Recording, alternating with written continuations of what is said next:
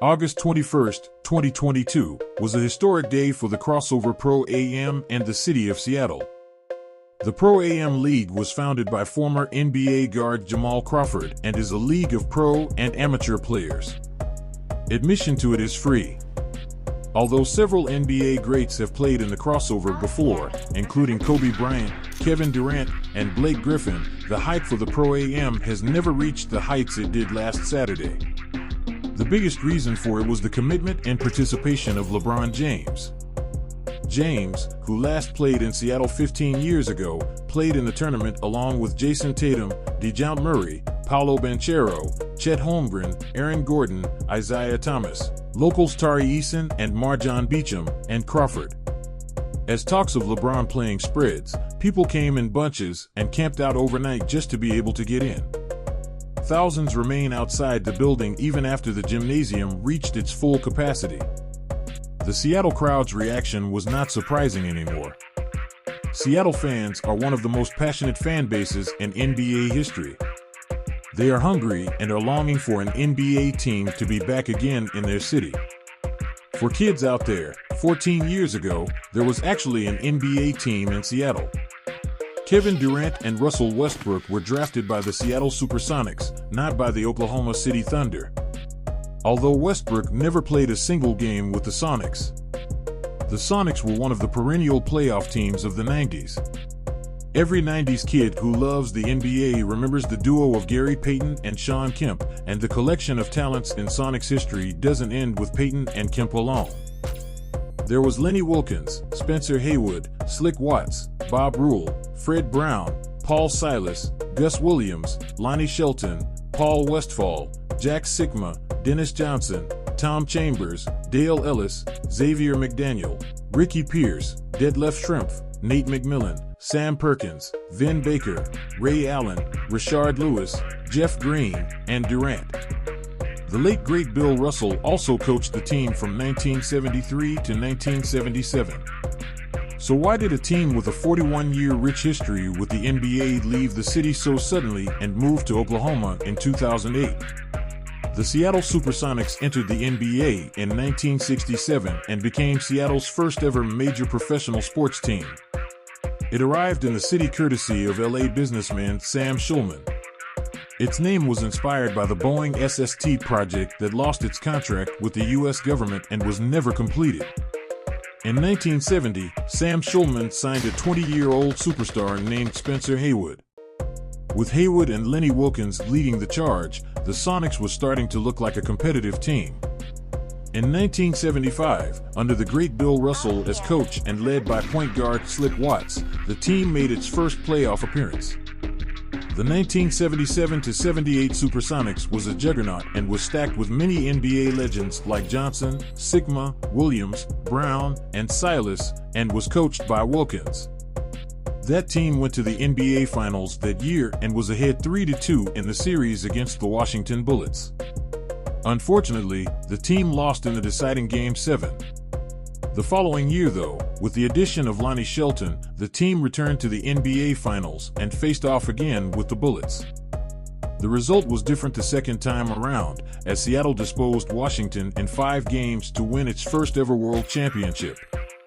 The fans packed the streets to celebrate. They led the league in attendance that season and have set the single-game record in history by having 39,457 in the Kingdom. In 1983, businessman Bill Ackerley bought the team from Schulman for $11 million. The team then decided not to share a stadium anymore with the Seattle Seahawks and Seattle Mariners, which were their co-tenants in the Kingdom, so in 1985, they left the Kingdom and moved back to the Washington State Coliseum, their first home arena. The 1985 Sonics had Xavier McDaniel, Tom Chambers, and Dale Ellis on the team, and for a period of 2 seasons, the trio each averaged 20 points per game or better. But it wasn't enough to bring the team back to its championship glory. In 1989, the team picked Shawn Kemp out of high school, and the following year, luck again fell their way, and got the second overall pick of the 1990 draft. They used it to select a guard from Oregon State in Gary Payton. The following year, they hired George Karl to be their coach. From 1993 to 1998, the Sonics won over 60% of their games and were considered one of the top teams of the 1990s. Their decade highlight is when they made the 1996 NBA Finals. Unfortunately, they ran into the winningest team in NBA history and a renewed Michael Jordan. The Chicago Bulls won the series in 6 games. The demise of that team began during the 1996-97 season. After losing in the NBA Finals the previous season, the Sonics decided to tweak things a bit to get better. The front office decided to sign 7-footer Jim McIlvaine to a 7-year, $33 million contract to help beef up the inside. But that did not sit well with Kemp, who was in the midst of a renegotiation of his own contract, coming off a spectacular season. The team and Kemp were in a deadlock in his contract renegotiation. Hurt by a perceived slight by the team, Kemp demanded a trade and was shipped to the Cleveland Cavaliers in a 3-team trade that also involved the Milwaukee Bucks. The Sonics got Vin Baker, while the Bucks got Terrell Brandon and Tyrone Hill. The Cavs then signed Kemp to a 7-year, $107 million contract and became an All-Star in his first season as a Cavalier. After initial success with Baker, the Sonics slid into mediocrity, and George Karl publicly began questioning the front office's ability to construct a contending team. Karl left when the Sonics decided not to renew his contract a year later. The 1998 lockout has put a tremendous strain on the league's overall business. Turned-off fans decided not to come to games, and teams saw ticket sales and other revenue streams plummet. Because of those developments, Bill Ackerley suddenly got tired of owning the team and decided it was time to sell. Enter Starbucks CEO Howard Schultz. On January 11, 2001, Ackerley sold the Sonics to a group led by Schultz for $200 million. Schultz's success story with Starbucks resonated with people, and Seattle fans were ecstatic when he took over the team from Ackerley. Here was a man who made Starbucks the 5th most admired company in the world, according to Fortune magazine, and has 30,000 stores and 400,000 employees in 77 countries. Running a basketball team would be a walk in the park. They were wrong. According to more than 24 ex-Sonics employees, players, co-owners, former and current Seattle City Councils, and Washington state lawmakers, Schultz had clashes with star players. The team traded franchise player Peyton for Ray Allen in the 2003 trade deadline, fraught with lawmakers regarding his arena funding negotiations, and had private outbursts with low-level employees. Schultz soon realized that managing an NBA team was way more different from running coffee stores. He thought he could superimpose the Starbucks culture into the Sonics, but he failed tremendously. His employees were not baristas, but were multimillionaires with egos as big as his, and his customers, the fans, will love him today if the team is winning and loathe him tomorrow when the team began losing. With controversies and a toxic atmosphere within the team clouding his ownership, coupled with his inability to secure public funding to build a new arena, Schultz sold the Sonics along with the Seattle Storm in 2006 to a group of Oklahoma businessmen led by Clay Bennett for $350 million. The terms of the sale required the new ownership group to use good faith best effort for a period of 1 year to secure a new arena lease in Seattle. But nothing fruitful happened with that good faith best effort. The Sonics are gone 2 years later and have relocated to Oklahoma City. The people of Seattle blamed Schultz, Bennett, the late Commissioner David Stern, and the NBA for losing one of its beloved sports franchises. But are they the only ones to be blamed? The fans protested mightily to prevent the team from leaving for Oklahoma City. Save Our Sonics, a non-profit organization dedicated to preserving the city's professional sports franchises, was created. The city sued Bennett and his group to force them to honor the team's lease agreement with the city to stall the impending departure. But still, it wasn't enough.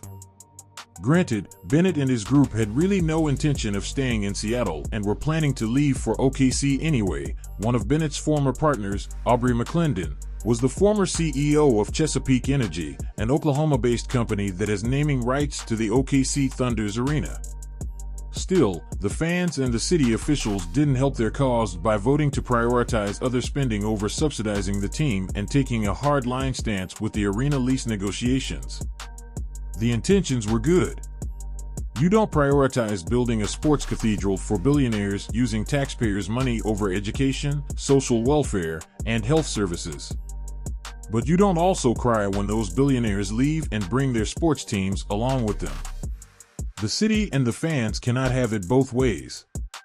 While they protested on the streets and during games to voice out their opposition to the team's relocation, they also voted overwhelmingly for a ballot measure ending public subsidies for professional sports teams. In contrast, when the Maloof brothers tried to relocate the Sacramento Kings to Anaheim or Virginia Beach, Mayor Kevin Johnson and the city acted swiftly and diligently to prevent the team from leaving. Kings fans organized Here We Buy nights to show their support for Sacramento's only major professional sports franchise. As a result, the team was sold to a California-based businessman, Vivek Ranadive, for $534 million, and the Kings were saved from being another version of the Sonics. The melodramatics, the rantings, and victim acts of Sonics fans today across social media don't mean a thing because their actions or inactions at the time have caused the existence of the Supersonics to cease. Had they shown the same passion and commitment as that of Kings fans when they were in a similar situation, the team would still be in Seattle today. They could have called Bennett's bluff and gave him the arena funding that he sought. Local officials and fans alike could have increased the pressure on Stern and the NBA not to approve the Sonics relocation by publicly supporting the team more, just like what Mayor Johnson, the Sacramento City Council, and Kings fans have done. Instead, they justified the NBA's approval of the team's relocation to Oklahoma by sending mixed and confusing messages throughout the whole ordeal. While they shouted their hearts out to express their dismay about the team leaving, their actions basically gave the team a one-way ticket to OKC.